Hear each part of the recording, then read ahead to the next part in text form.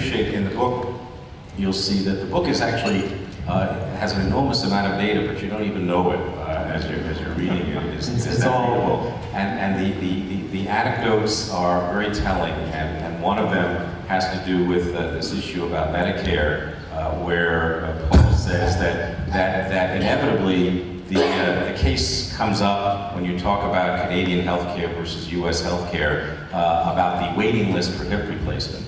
And Paul says, but you don't realize that the majority of hip replacements are done for the elderly, which means it's done under Medicare. And so you're comparing a government-run program with a government-run program. And it happens that our government-run program is more lavishly funded than their government-run program. Yeah. You know, you don't, it's that type of factoid, if you will, that is so telling.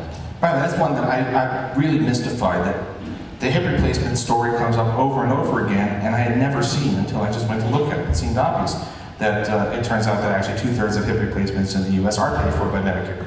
So that the you know, this notion that the Canadian waiting list for hip replacements proves what's wrong with socialized medicine that's so central. That particular one is so central.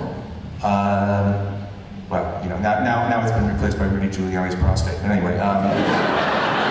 And us having the best medical care that's right. in the world, according to Giuliani. I thought that, you know, in the book, you know, the one thing that stands out is that politics matter, rules matter, and that the economy can in fact be prosperous while we do things that we would consider radical. But the other aspect of the book is your discussion about institutions and norms, you know, and how changes in institutions and changes in norms account for, as you say, the bulk of what happens. And one of the norms that you talk about is the norm that still exists in Europe, which is shame about being a billionaire when other people are earning $20,000, or shame about having your CEO earn 300 times more than your average worker. And you talk about the death of outrage. And maybe you want to talk about that. So this is, okay, CEO compensation is one of those really clear-cut cases where you can really see what changed. Okay, so look, there is not a market for CEOs. There's not a hiring wall, and the van drives by. CEOs are paid based on the recommendations of a compensation committee, which is appointed by the CEO. So there's always been this issue that basically the CEO is setting his own pay, but in the 50s, 60s, much of the 70s, that led to paychecks that were 30 to 40 times what the average worker was being paid, which seemed like a lot at the time. But why didn't we go higher? Because now it's about 350 for Fortune 500 CEOs, but they earn on average about 350 times what the average worker is paid. Well, in the academic literature, they talk about the outrage constraint. That basically there were the outrage constraint. That there were enough players to say, hey, this is ridiculous. If this is unacceptable. You can't be laying off workers or cutting wages while paying yourself 20 million or 30 million or 100 million. And what happened was that those, and by the way, the people who were advocating higher executive pay, and there were a lot of people, people seeing the movie Wall Street, the famous speech by Gordon Gekko about greed is good is partly lifted from Ivan Boesky, but the arguments he makes are taken straight from the academic literature. You know, they're actually almost verbatim from articles from the Harvard Business Review from the time. And they also said, well, the reason we're not paying CEOs enough is because there are all these unions and politicians who look over their shoulder and say, no, you can't pay yourself that much. Well, that went away because of the change in the political climate. Unions are gone, largely.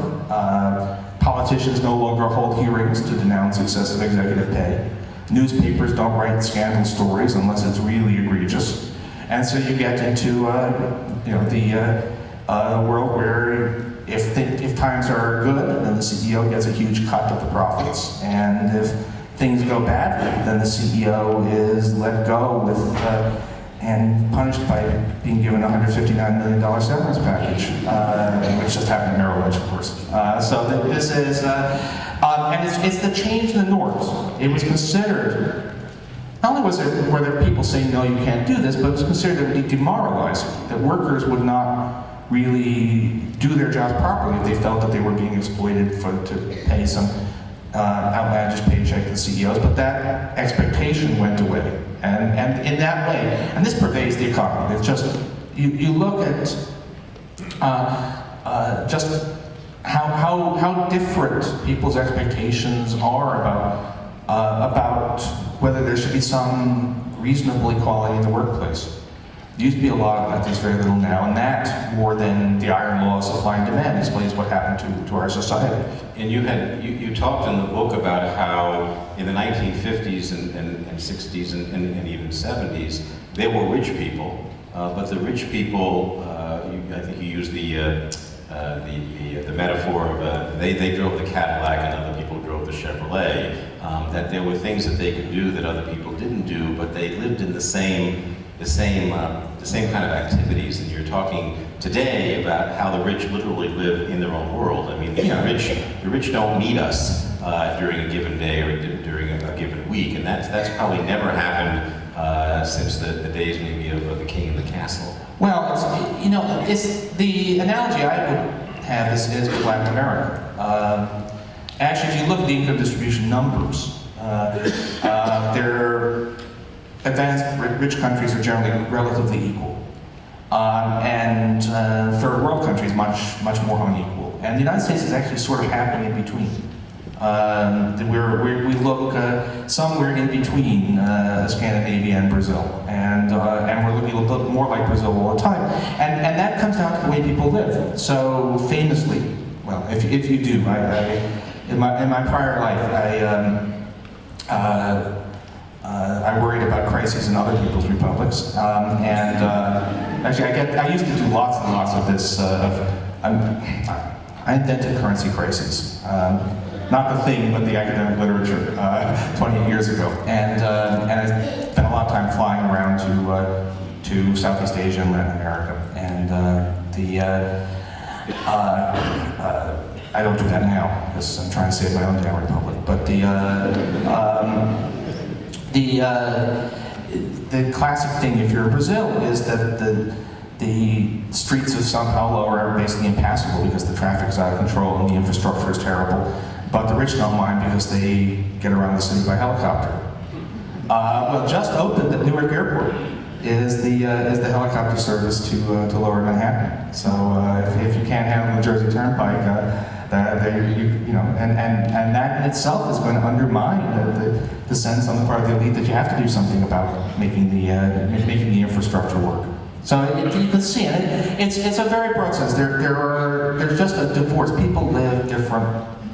The economic elite is no longer part of the material life that the rest of society is in, and I think that's a cost over and above. It's not just that all or nearly all of the economic growth over the past several decades has been siphoned off to a relatively small part of the population. There's a further cost, which is the disintegration of the commonality of society. We're no longer a community in the way we were.